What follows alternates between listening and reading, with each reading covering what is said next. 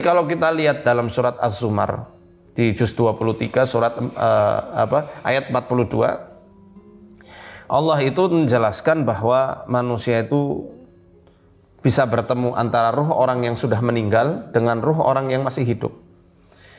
Nah, Al-Iz bin Abdissalam ini seorang ulama mengatakan bahwa manusia itu ada dua ruh, ya, istilahnya. Beliau mengistilahkan dua ruh. Yang pertama ruhul hayah, ruh kehidupan, yang kalau ini kecabut atau lepas dari tubuh kita, manusia mati. Ya. Ada ruhul yaksoh. Yaksoh itu artinya kesadaran, terjaga. Ruh yaksoh ini sukma lah bahasa kita. Nah, ketika dia tidur, sukma ini yang dia keluar. Yang rawan ketemu setan, diganggu. Kalau dalam kasusnya Mbak Anggi, muncul sosok laki-laki yang dia nggak bisa melihat wajahnya kayak apa. Ya, dalam mimpi. Ya. Nah, ini hakikatnya setan yang sedang godain sukmanya Mbak Anggi. Maka saya sarankan, nggak hanya Mbak Anggi saja, termasuk saya sendiri dan semua orang, ketika sebelum tidur, ayo jalankan sunnah Rasul bagi yang muslim. Baca ayat kursi, Al-Ikhlas, Al-Falaq, An-Nas, baca surat Al-Mulk, baca surat As-Sajdah. Usahakan wudhu dulu sebelum tidur, biar roh kita ini terjaga, sukmanya tidak diambil setan, digoda-goda. Maaf, kadang juga bisa sampai di agak vulgar ya, mohon maaf, diperkosa sama setan.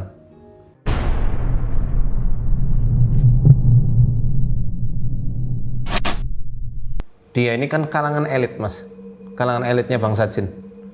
Jadi jin itu dijelaskan ada banyak jenis.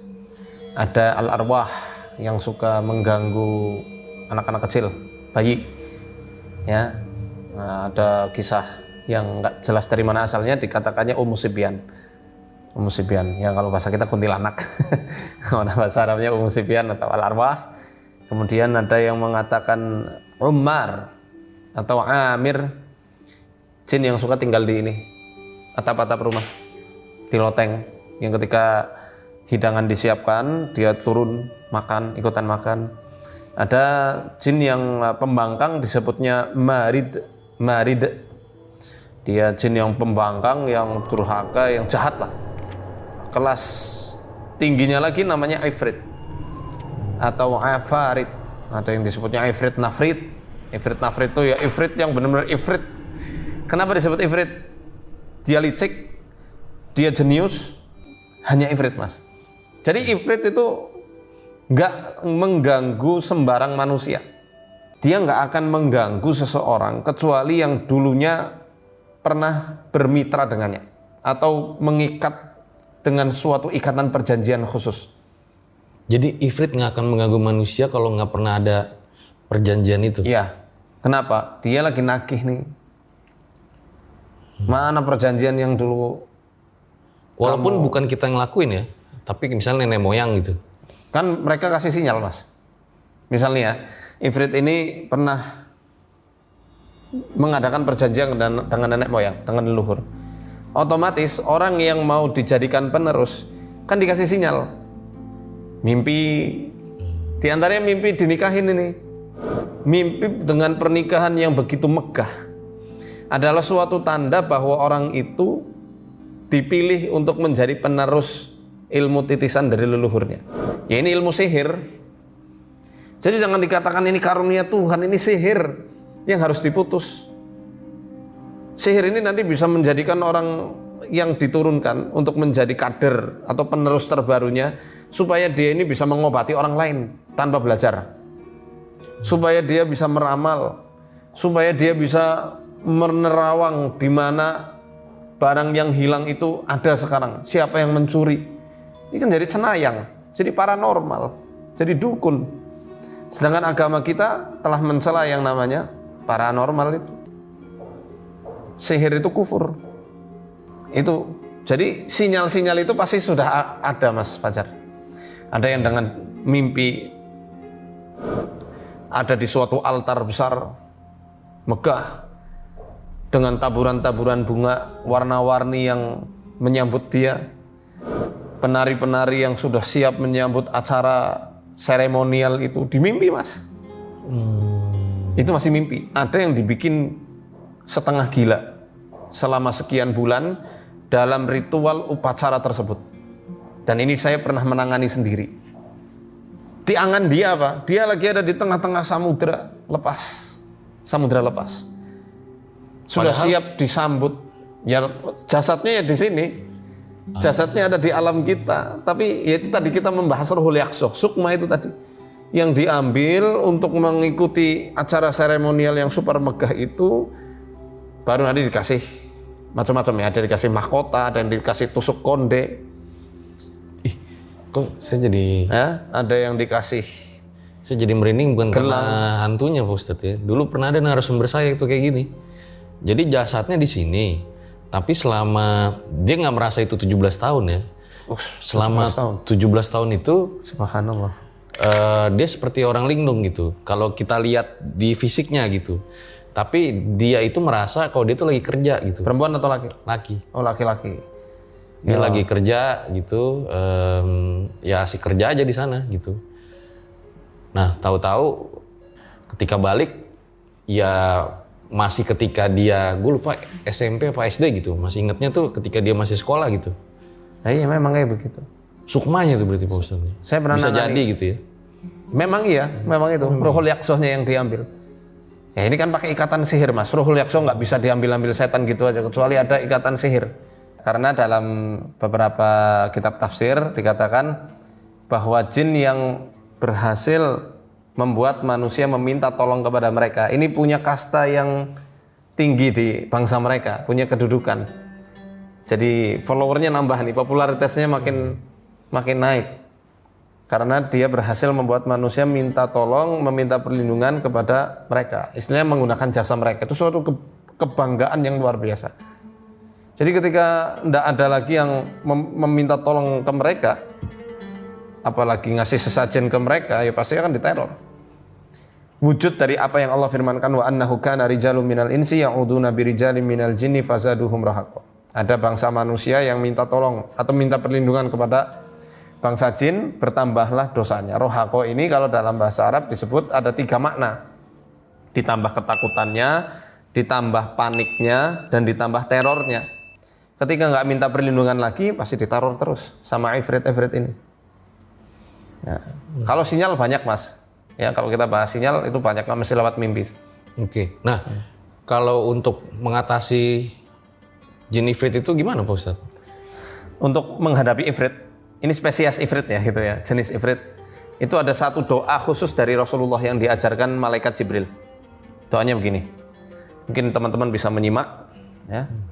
Teks Arabnya nanti saya kirim. Oh iya. Biar bisa ditampilin. Oke, nanti tampilin. Ya. Jadi kayak gini doanya. A'udzu biwajhillahil karim wa bikalimatillahi tammatillati la yujawizuhunna barrun wala fajir min syarri ma khalaqa wa dara'a wa bara' wa min syarri ma yanzilu minas sama'i wa min syarri ma ya'ruju fiha wa min syarri ma dara'a fil ardi wa min syarri ma yakhruju minha wa min syarri fitanil laili wan nahar wa min syarri kulli tariqin illa tariqan yatruku bi khairin ya rahman. Nah, agak panjang ya, tapi doa ini diajarkan malaikat Jibril. Jadi kisahnya ketika Rasulullah sedang Isra Mi'raj ya. Jadi dari Isra kan dari Masjidil Haram ke Masjidil Aqsa. Itu ifrit-ifrit keluar dari lembah-lembah. Keluar dari jurang-jurang. Mereka membawa obor-obor api yang menyala terang sekali mau membakar Rasulullah. Dikejar ifrit ini. Mengejar Rasulullah. Nah, mohon maaf. Bodoh juga ifrit itu. Ibaratnya preman mau ngerjain presiden. Presiden ini dikawal sama pas pampres. Ya udah jelas habis ifrit ini. Rasulullah kan dikawal sama malaikat Jibril. Maka ketika Jibril melihat ya, jadi Jibril menghalau ifrit-ifrit itu dengan satu sayapnya. Kemudian Jibril mengatakan kepada Nabi Muhammad, ya Muhammad, qul ya Muhammad, qul ya Muhammad. Ucapkan ya Muhammad, 3 kali beliau mengucapkan demikian. Rasulullah bingung waktu itu. Belum tahu apa yang dimaksud ucapkan. Aku harus mengucapkan apa wahai Jibril? Ucapkan doa yang tadi saya baca itu tadi. Seketika ifrit langsung kocar-kacir. Dan semua api-api yang dia pegang padam seketika. Luluh lantah mereka semuanya. Ini untuk menghadapi ifrit. Dan bisa juga membaca surat Al-Baqarah. Khususnya ayat kursi dibaca setiap pagi, setiap petang menjelang tidur. Dan 3 ayat perlindungan Al-Ikhlas, Al-Falaq, dan An-Nas. Sebenarnya kalau kita mau melepas seseorang dari jin yang bucin, jadi nggak hanya sekedar cinta, tapi budak cinta, cintanya cinta mati. Kita harus bikin ilfil jinnya, dan jangan samakan frekuensi kita dengan jin yang mencintai, dengan setan yang mencintai kita. Apa yang dimaksud menyamakan frekuensi dengan setan? Nah, ini kita membahas berdasarkan apa yang Allah firmankan di Al-Quran. Karena Al-Quran ini kan buku panduan hidup kita. Jangan sampai kita lepas dari ini kan. Jadi Al-A'raf, di dalam surat Al-A'raf Allah sudah jelaskan, innal ladzina taqaw idza massahum ta'ifum minasyaitani tadzakkaru fa idza hum mubsirun. Orang yang bertakwa kalau diganggu sama setan, maka dia akan ingat terlebih dahulu, sadar terlebih dahulu, baru dia sadar diri. Mubsir itu artinya sadar diri. Terbuka basirah atau mata hatinya untuk melihat kesalahan-kesalahan apa yang jadikan setan itu masuk ke dalam dirinya. Ada sambungannya nanti dalam surat Al-Hajj ayat 53. Dia ja'ala ma yulqis syaitanu fitnatan lil ladzina fi qulubihim maradu wal qasiyati qulubuhum. Allah menjadikan gangguan setan ini sebagai cobaan untuk orang yang punya 2 perkara. Hati yang sakit, hati yang keras. Hati yang sakit ini bisa juga karena trauma masa lalu, pengalaman yang buruk, ya, pernah dibully, pernah melihat KDRT, ya, atau mungkin dia orang yang punya dendam, punya kesedihan yang terakumulasi, dan seterusnya.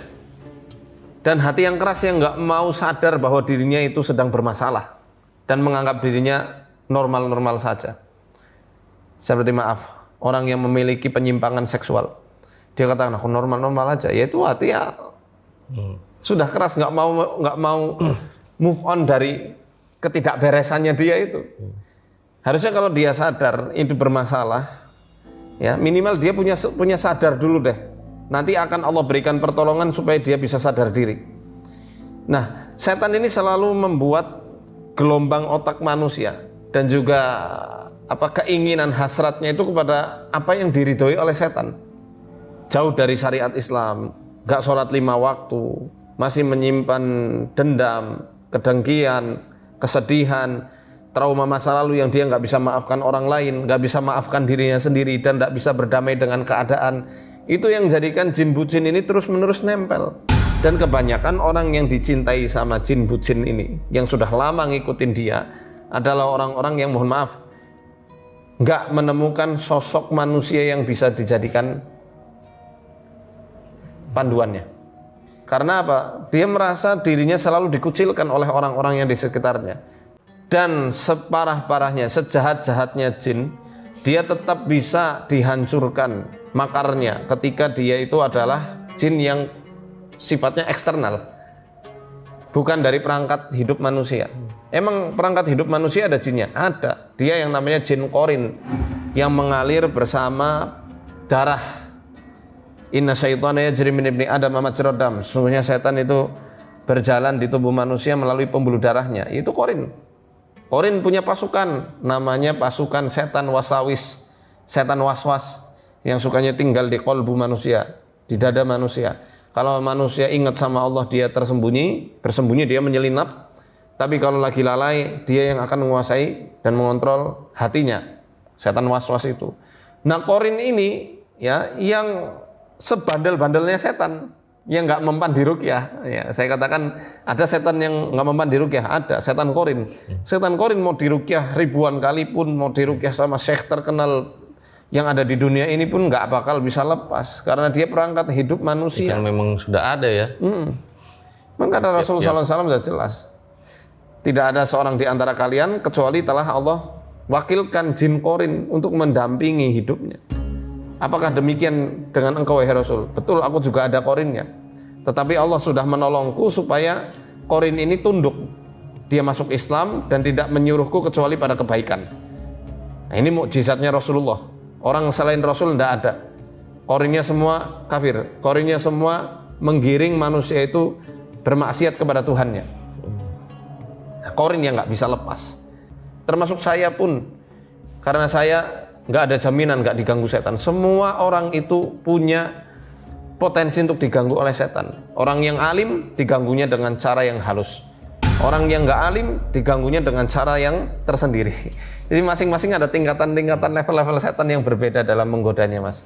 Baca la ilaha illallah wahdahu la syarikalah lahul mulku wa lahul hamdu wa huwa ala kulli syai'in qadir 100 kali. Ini aja 100 kali, atau pakai cincin yang buat zikir kan ada tuh. Nah, 100 kali. Karena kata Rasulullah, siapa yang baca doa itu, zikir itu zikir itu sebanyak 100 kali, ya, maka di hari itu dia akan terbebas dari gangguan setan. Dia seperti memerdekakan 10 orang budak, ditambah 100 kebaikan, dihapus 100 kesalahan. Ya, kan lumayan tuh. Zikirnya dapat, olah rasanya dapat, olah rohaninya dapat, olah raganya dapat.